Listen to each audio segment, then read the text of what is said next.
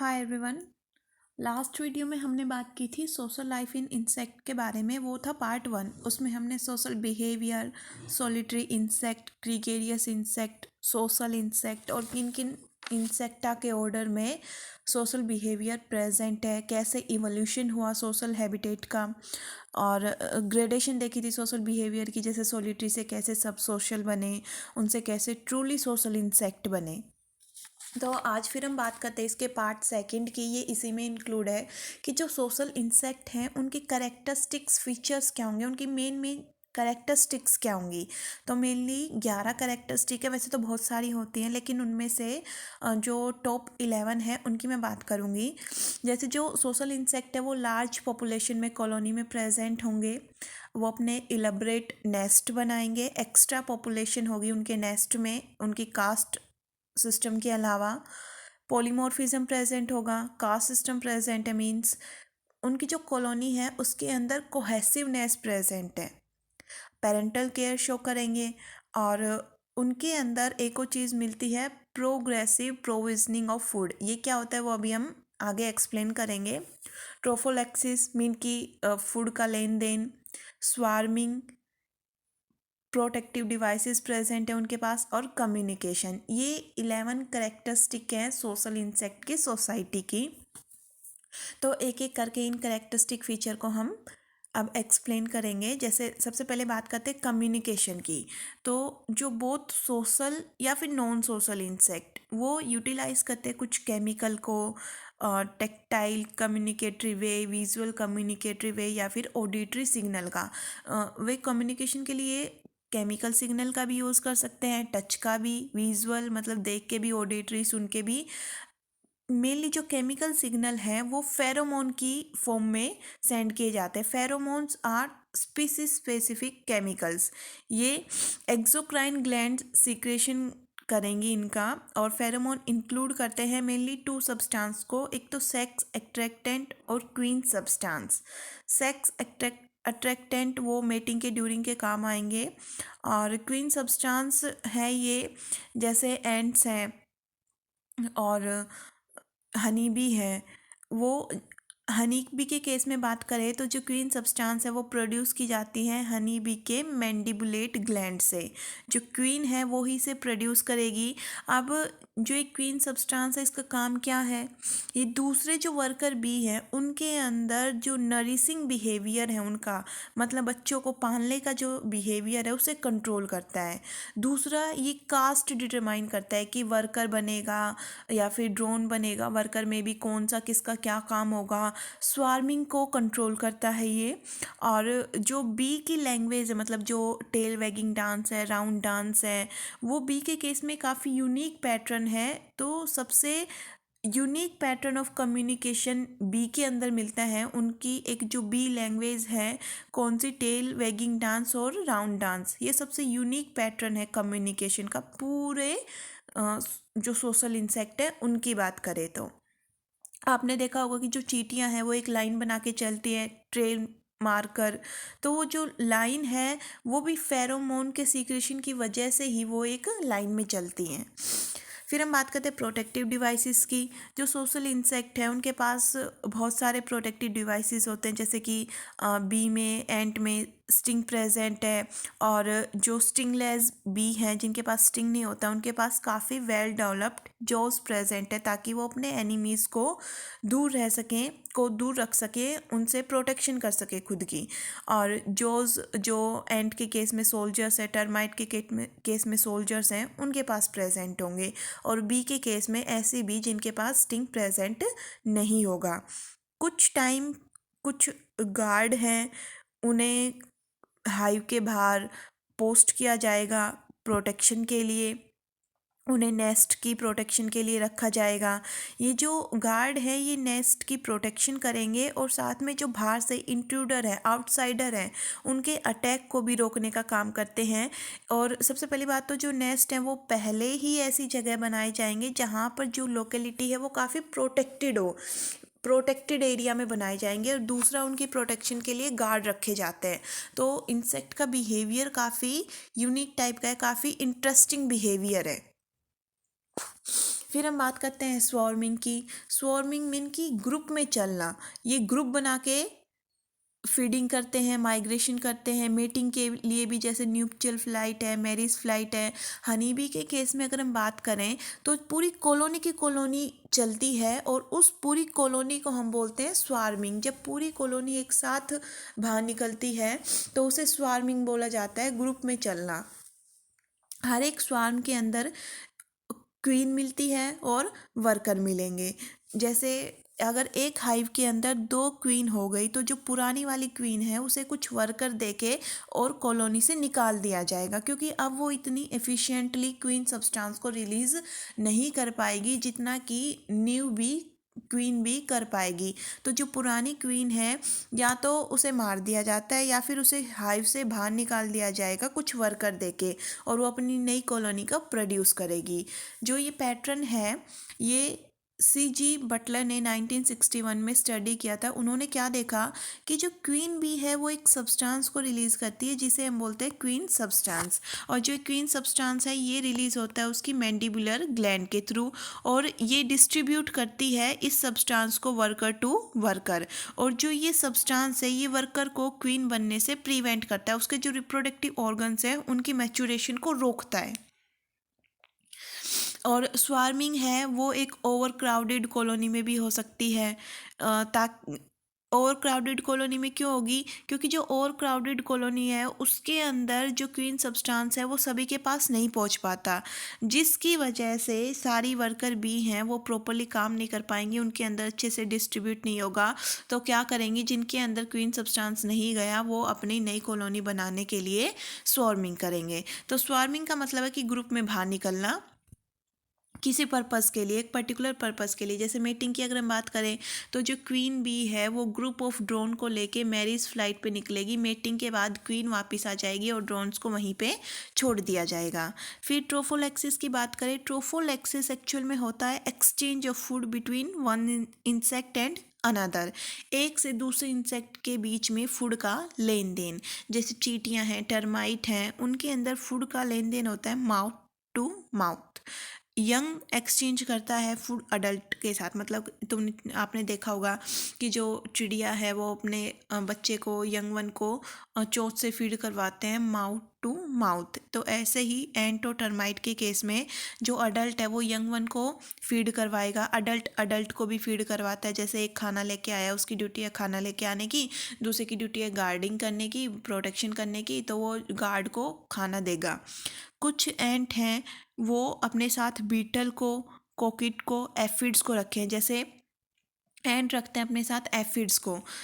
Aphids black colour के छोटे छोटे इंसेक्ट पाए जाते हैं।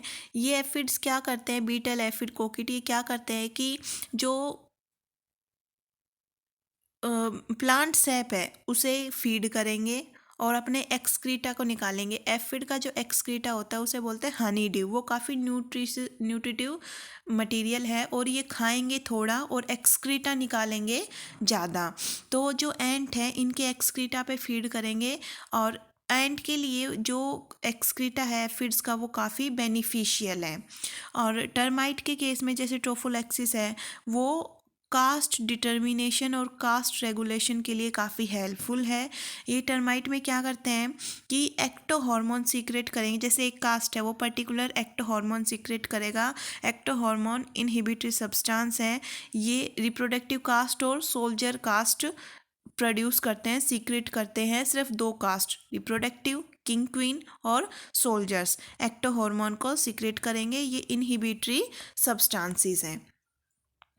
जब म्यूचुअल फीडिंग करवाते हैं, मतलब एक से दूसरे को फीड करवाया जाता है, तो ये एक्टो हार्मोन्स निम्फ के पास ऑन कर दिए जाते हैं अनडिफ्रेंशिएटेड निम्फ के पास, ताकि उस निम्फ के अंदर, जैसे रिप्रोडक्टिव कास्ट है अगर वो एक्टो हार्मोन को पास ऑन कर रही है तो उस निम्फ के अंदर रिप्रोडक्टिव ऑर्गन्स नहीं बनेंगे। मतलब सेम कास्ट को बनने से ये प्रिवेंट करता है, इनहिबिटरी सब्सटेंस है।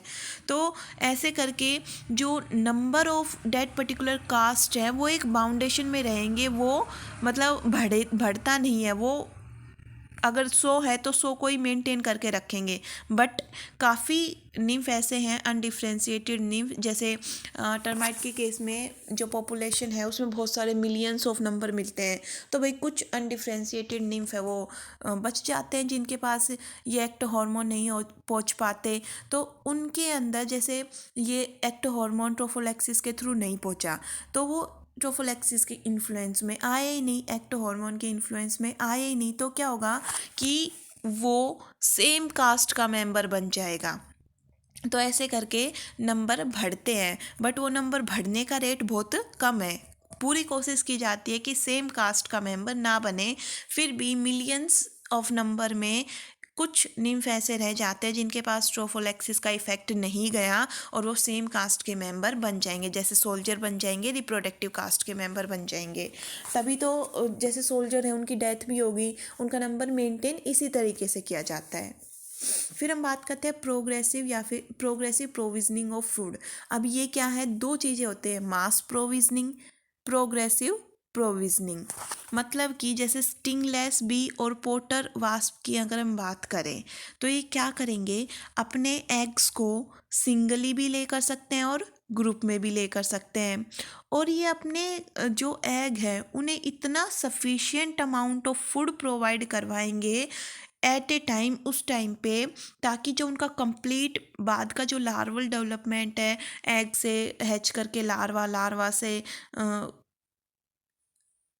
प्यूपा, प्यूपा से अडल्ट, तो वहाँ तक का कि जब प्यूपा बने तो उस टाइम तक खाना पीना है लार्वा के पास हो, तो इसे बोलते हैं मास प्रोविजनिंग ऑफ फूड। मतलब कि मास, सफिशिएंट मास ऑफ फूड को एग या फिर ग्रुप ऑफ एग के पास रख दिया जाएगा, ताकि जब उसमें से लार्वा निकले तो लार्वा के डेवलपमेंट के लिए लार्वा को इधर उधर ना जाना पड़े, लार्वा के डेवलपमेंट के लिए sufficient amount of food parent he provide करवा रहे हैं, उसे बोला जाता है मास प्रोविजनिंग ऑफ फूड।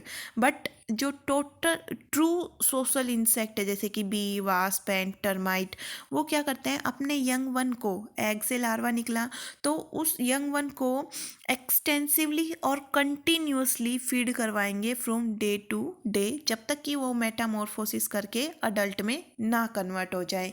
इसको बोलते हैं प्रोग्रेसिव प्रोविजनिंग ऑफ फूड।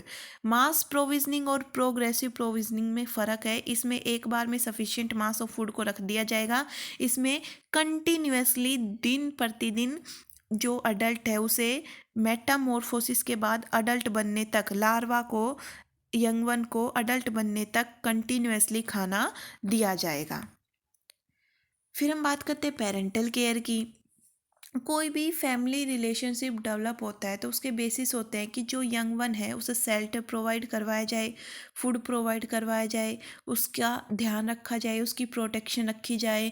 तो जो सोशल लाइफ है इंसेक्ट के अंदर वो कोरिलेट करती है इन्हीं चीज़ों के साथ।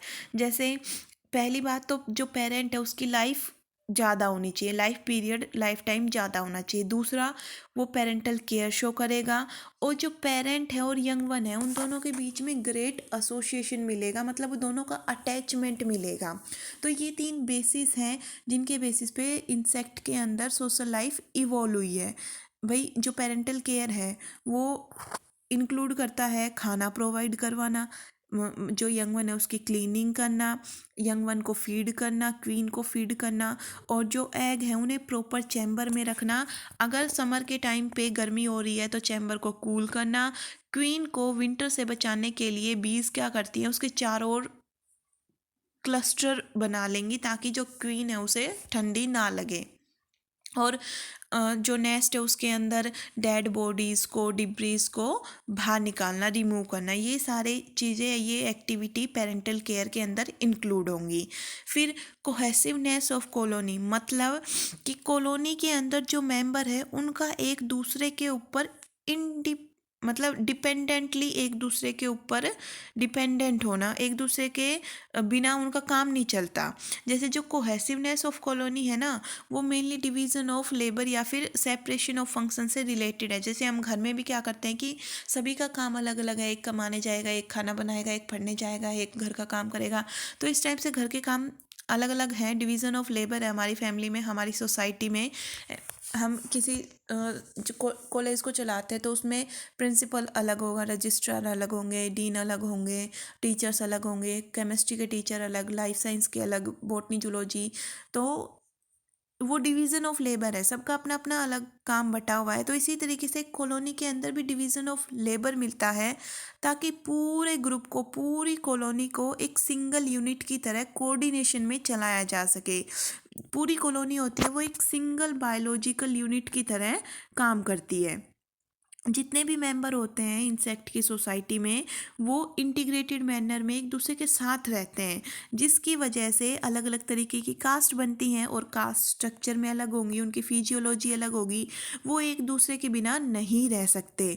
तो उन्हें कॉरपोरेशन में म्यूचुअल बेनिफिट के लिए एक दूसरे के साथ काम करना ही पड़ेगा। अगर जैसे कोई नरीसिंग कास्ट है, वो ख़त्म हो गई, तो यंग वन है, उन्हें नरिशमेंट कौन प्रोवाइड करवाएगा?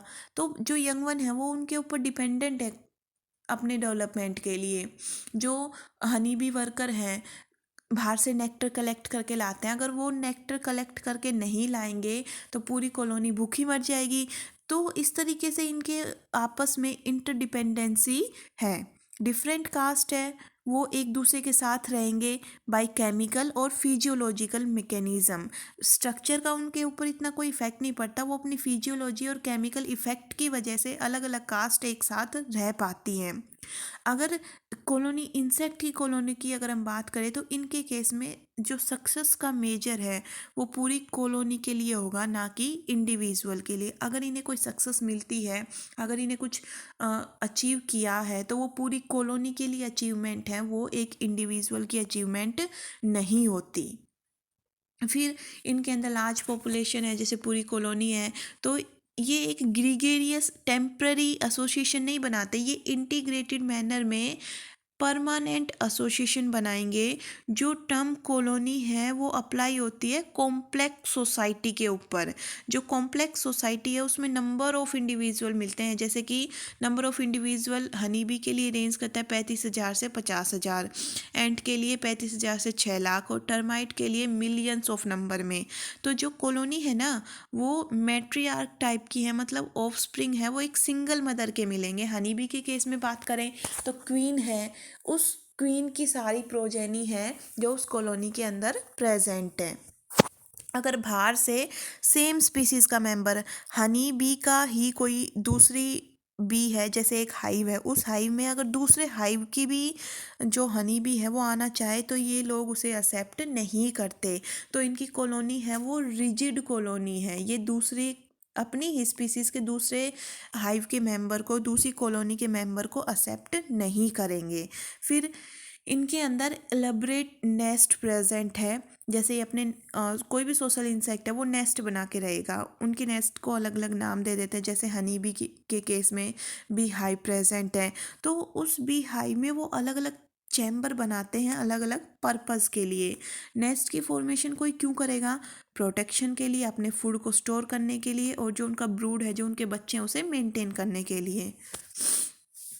फिर काफ़ी बार जैसे नेस्ट के अंदर एक्स्ट्रा पॉपुलेशन भी रखनी पड़ती है, जैसे कुछ क्रस्टेशियन है, माइट्स हैं, बीटल्स है, दूसरे इंसेक्ट हैं, वो एंट और टर्माइट की कॉलोनी पे अट्रैक्ट होंगे, क्योंकि वहाँ पर हाई टेम्परेचर है और इनफ अमाउंट में उन्हें फूड मिलता है। तो ये दोनों एंट, टर्माइट, इनके साथ स्मॉल क्रस्टेशियन, माइट, बीटल और दूसरे इंसेक्ट के साथ सिम्बायोटिक एसोसिएशन में रहेंगे। क्यों रहेंगे? क्योंकि जो स्मॉल क्रस्टेशियन है, माइट्स हैं, बीटल्स हैं, अदर इंसेक्ट हैं, ये क्या करते हैं, इनकी इन्हें बोलते हैं गेस्ट, और जो इन्हें रखेगा एंट, टर्माइट, उन्हें बोलते हैं होस्ट। ये इनकी कॉलोनी को साफ करने का काम करते हैं, डिब्रीज को हटाएंगे, वेस्ट को हटाएंगे, डेड बॉडीज़ हैं जो होस्ट की, उन्हें हटाएंगे, बदले में इन्हें खाना मिल जाएगा, इनके रहने के लिए अच्छा सा इन्हें टेम्परेचर मिल जाएगा और इन्हें एनिमीज से प्रोटेक्शन मिल जाएगी। तो दोनों का फ़ायदा है, तो ये सिम्बायोटिक एसोसिएशन में रहेंगे। इसके अलावा जैसे एंट की बात करें तो एंट क्या करती हैं, जैसे दूसरी कॉलोनी की कोई भी एंट आ गई तो उसे स्लेव बना लेंगे। फिर उसके जो एग हैं उनके एग को भी वो प्रिपेयर करते हैं, उनको नरिश करते हैं, उनको ट्रेनिंग देते हैं स्लेव बनाने के लिए। तो कॉलोनी में कुछ स्लेव मेकिंग एंट प्रेजेंट होती है जो कि दूसरी कॉलोनी की एंट के एग लेके उन्हें नरिश करेगी और उन्हें स्लेव एंट बनाएगी। कुछ चोर होते हैं, थीव्स होते हैं, इंट्रूडर होते हैं, आउटसाइडर होते हैं, वो क्या करते हैं सोसाइटी में चुराने के लिए, रोबिंग के लिए आते हैं, रोब करने के लिए सोशल इंसेक्ट की सोसाइटी को। उनका फूड चुरा लेंगे, उनका जो ब्रूड है, बच्चे हैं, वो चुरा लेंगे। जैसे कुछ बीटल्स हैं, एटिमलीज, वो एंट के ब्रूड चैम्बर में रहेंगे और वहीं पे अपने रिप्रोडक्शन करके और लार्वा को देंगे। जो लार्वा है और बीटल है वो क्या करते हैं, एंट के लार्वा के ऊपर फीड करेंगे, एंट के लार्वा को ही खाएंगे। लेकिन देखो कितने अचंभे की बात है, वो उसी घर में रह रहे हैं और उन्हीं के बच्चों को खा रहे हैं, फिर भी एंट उन्हें कुछ भी नहीं कहती। ऐसा इस वजह से है क्योंकि जो बीटल है, बीटल का अडल्ट और बीटल का लार्वा, वो कुछ ऐसे फेरोमोन्स को सीक्रेट करते हैं जिसकी वजह से जो एंट का एग्रेसिव टेंडेंसी है वो प्लीज़ रहे, मतलब उसे शांत रखें। वो उनके एग्रेसिव बिहेवियर को शांत रखने के लिए फेरोमोन्स का रिलीज़ करते हैं। तो एंट बेचारी को पता ही नहीं लगता कि उसे नुकसान हो रहा है। फिर पॉलीमॉर्फिज्म, कास्ट सिस्टम, ये बेसिस है, दो चीज़ों के बेसिस पे कास्ट सिस्टम बनाया जाता है, एक तो जेनेटिक के बेसिस पे और न्यूट्रिशन। जैसे हनी बी के केस में बात करें तो हनी बी में जो वर्कर है उसे बी ब्रेड खिलाई जाएगी और क्वीन को रॉयल जेली खिलाई जाएगी। जो टिपिकल सोशल इंसेक्ट है उनके अंदर मेंबर्स हैं वो डिफरेंट मिलते हैं, उनकी कास्ट अलग मिलती है, उनके स्पेशलाइज स्ट्रक्चर हो गए, उनके फंक्शन भी स्पेशलाइज्ड होगा, उनका बिहेवियर भी अलग ही मिलेगा। फंक्शन में जैसे रिप्रोडक्शन का काम करना, फीडिंग का काम करना, गार्ड का काम करना।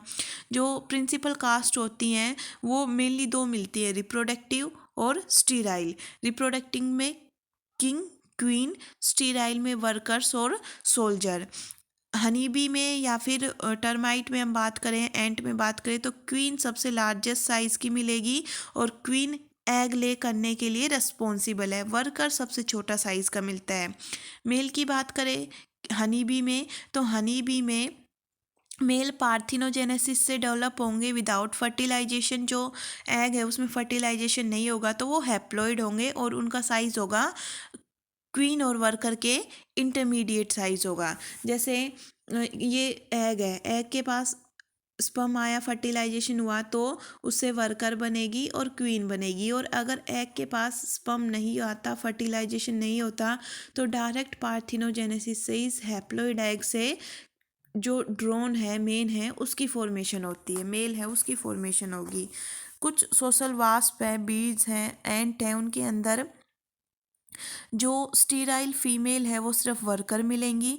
लेकिन टर्माइट या फिर हायर एंड के केस में वर्कर्स है और सोल्जर्स है वो दोनों सेक्स के मिलते हैं, वो मेल भी मिल सकते हैं और वो फीमेल भी मिल सकते हैं। फिर हम बात करते हैं कि ह्यूमन और इंसेक्ट सोसाइटी में क्या सिमिलैरिटीज़ हैं, क्या डिफरेंसेस हैं, इनमें कंपैरिजन की बात करें तो सबसे पहले बात करेंगे सिमिलैरिटीज़ की, फिर उसके बाद हम बात करेंगे डिफरेंसेस की। तो सिमिलैरिटीज़ में मेनली 5 सिमिलैरिटी हैं कि मैन के पास भी लैंग्वेज होती है कम्युनिकेशन के लिए और हनी बी के और एंट के पास भी कम्युनिकेशन के लिए डांस है, फेरोमोन्स है, इनकी भी एक पर्टिकुलर लैंग्वेज होती है। फिर जो मैन है वो एनिमल को डोमेस्टिकेट करता है, उसी तरह एंट है वो एफिड्स को डोमेस्टिकेट करती हैं, एफिड्स को पालती हैं, जिन्हें बोला जाता है एंट काऊ। फिर जो मैन है वो कंस्ट्रक्ट करता है टूल्स को, उनका यूज़ करता है। ऐसे ही इंसेक्टा के अंदर जैसे एक एग्जांपल है इंडियन रेड ट्री एंट, ये क्या करती है अपने लार्वा के जो थ्रेड्स हैं उनकी जो लार्वा को as an spinning shuttle use करके और लीव्स को सीलने का काम करती हैं लार्वा के सिल्क थ्रेड से। मैन है उसके पास ट्रेडिशन है, सोशल हेरिडिटी है, एंड के पास फंजाई है, रियल एस्टेट है। एंड क्या करते हैं कि अपनी खुद की हाइब्रिड फंजाई को ग्रो करते हैं।